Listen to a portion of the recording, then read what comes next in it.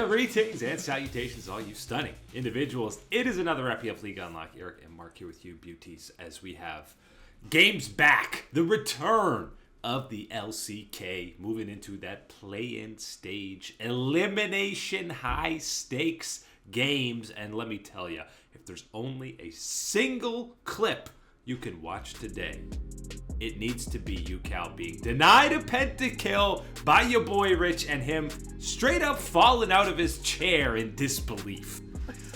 An actual solo queue type moment to have that happen, because I don't think you'd ever see a scene like that in a professional game. Ucal bringing the vibes and the energy, of course. And he's quickly going, sorry, so sorry. Realizes needs to keep the composure, needs to keep it in control for the squad, because yes, the series still up for grabs at that point with DRX and the DN Freaks, but shortly after, DRX find a way to close out the series, which we will talk about what went through with this one and the disappointment and, you know, slight highlights and hope I think that you can have for DRX. I mean, there was a back and forth in this series, both games, but really the theme of the split continues, and that's, you almost want to pull your hair out looking at this DN Freaks team, because they just never got even close to what expectations were. Now you add this series, it's 1-5. They lost 5 out of 6 best of 3s in this inaugural LCK Cup. And I mean, Ucal had an amazing series. He picks up player of the series, and it was only further noticeable by Bulldog continuing his slump of a season. And this is where we get to talk about what has been arguably the second biggest disappointment, I would say, through the LCK season.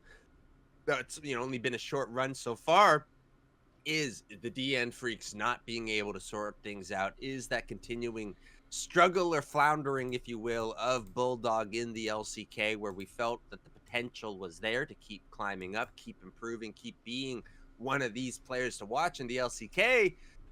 You don't want to watch what's been going on with Bulldog and the DN Freaks recently is certainly one of the things that you can say about this team. And the other thing I think you can say about this one, and the lack of a performance really from Berserker, extends to not just whether, well, is Berserker good enough in the LCK and trying to get a real grasp on him in this region, but it's also about, well, it's very clear the DN Freaks are not able to set up, protect, and operate properly for an ADC to thrive. And so you weren't really ever going to get that look at Berserker in this split, which is, again, adding into the disappointment of this team.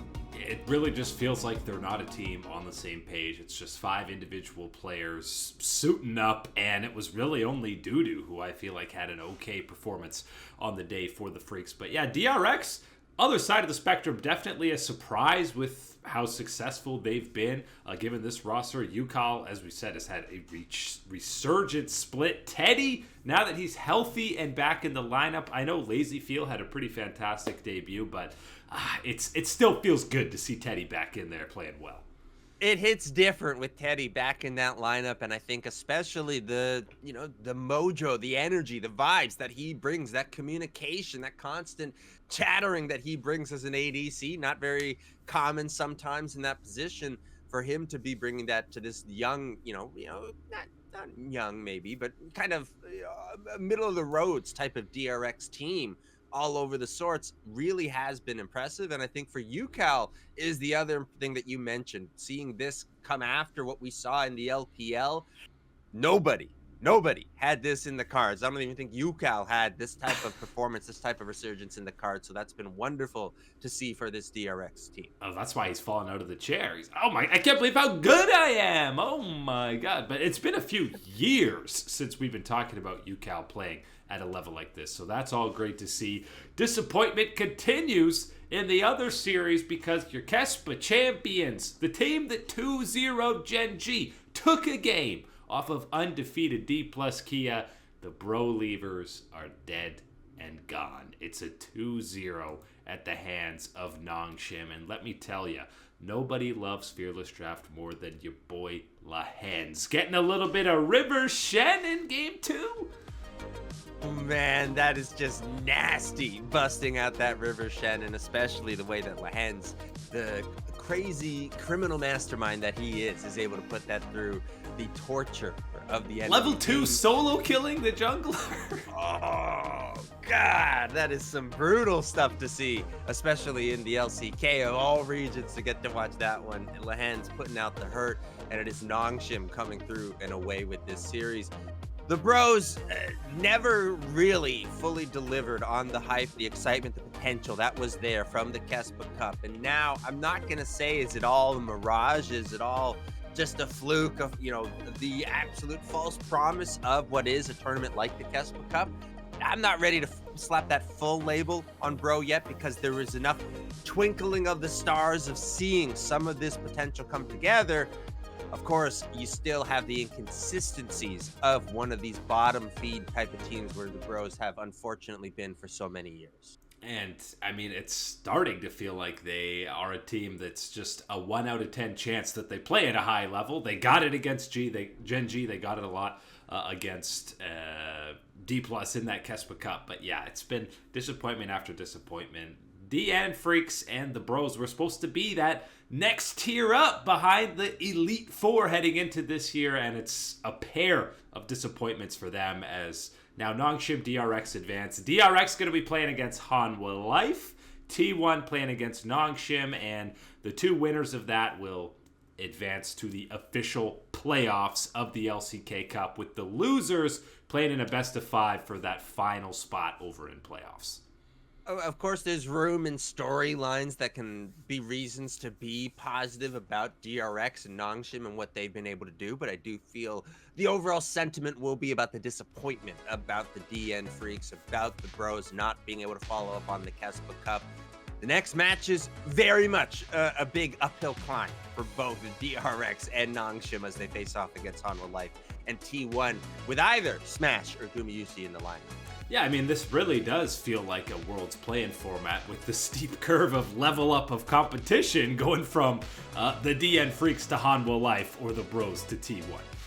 It's the immediate movement from the small pond into the bigger ocean pond. And you're just dropped in the ocean from a helicopter with no land in sight.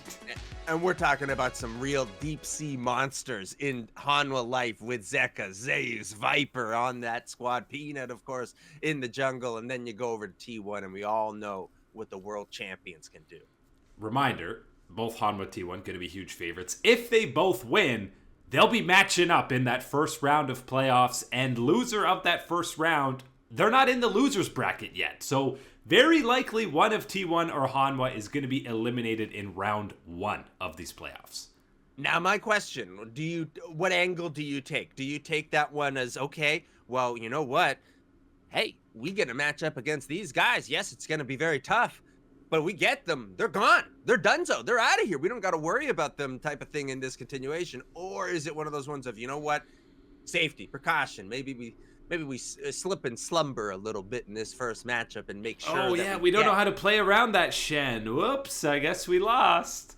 The incredible question that always is in competitive anything, really, as far as that integrity.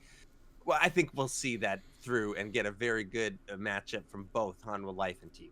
I'm just saying, if we see this, there's no chance the coaching staffs of both these teams are at least pondering something about how things will play off. But all that gets going over this weekend in the LCK NLC playoffs. I guess Perks didn't get the memo that it was happening this week because a carefully timed vacation for him meant that Mr. Wunder, another OG G2 member, subbing in for him in the top lane. And I don't even know if this guy's been playing solo queue, but how is a dude sitting on the bench at this high a level?